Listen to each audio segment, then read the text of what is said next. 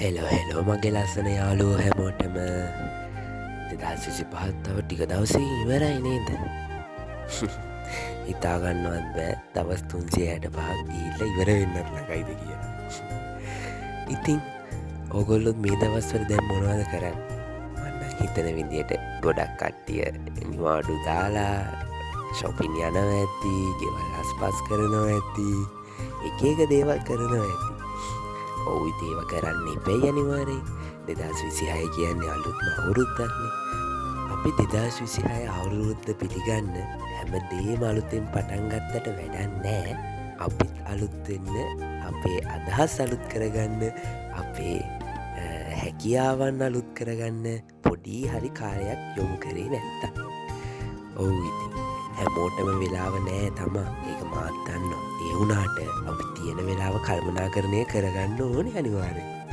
ඉතින් ඕගොල්ලොන්ගේ 2026ට ගොඩාක් ලොකු ප්ලෑන්ස් ඇති. ඒ වගේම තමයි මට. මගේ අතින් 2025 ගොඩාක් ඉදිරිදීම්, ගොඩාක් පසුතැවීම්, මට ගොඩාක් ප්‍රෙෂර් වෙන දේවල් නොඅඩුව වුණා. මගේ සමහරක් තෝරා ගැනීම නිසා මං අධික ලෙස පීඩනයට පත් වුණා. ඉතින් මම හිතනවා 2026 මම හැමදේම හරියට ප්ලෑන් කරගෙන ලස්සන අවුරුද්දකට අඩිය තියයි කියලා. ඉතින් මට හිතෙනවා මම මේ අවුරුද්දේ විෂන් බෝඩ් එකක්, ජර්නලින් ඔය වගේ දේවල් වලට යොමු වෙන්න ඕනේ කියලා. මොකද මං හිතනවා ඒක පිරිමි ළමෙක් වශයෙන්, පිරිමි ළමෙක් විතර නෙවෙයි, ගෑනු ළමයි කොහොමත් කරනවානේ. පිරිමි ළමෙක් වශයෙන් ඒ වගේ දේවල් අපි කරන්න ඕනේ.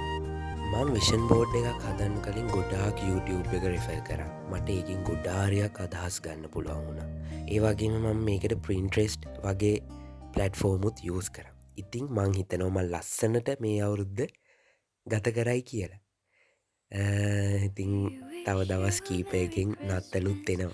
ඉතින් මං හිතනවා ඇති ඕගොල්ලන්ගේ ගෙවල් වලත් නත්තල් ගහක් හදලා ඕගොල්ලොත් ආසාවට ඒක සෙලිබ්‍රේට් කරනවා ඇති කියලා. ඉතින් මම හැමෝටම විශ් කරනවා, හැමෝගෙම ප්‍රාර්ථනා ඉටු වෙන මේ උදා වෙන අවුරුද්දද නත්තලද සතුටෙන් සාමයෙන් ගත කරන්න ඕගොල්ලන්ට හැකියාව වාසනාව ලැබේවා.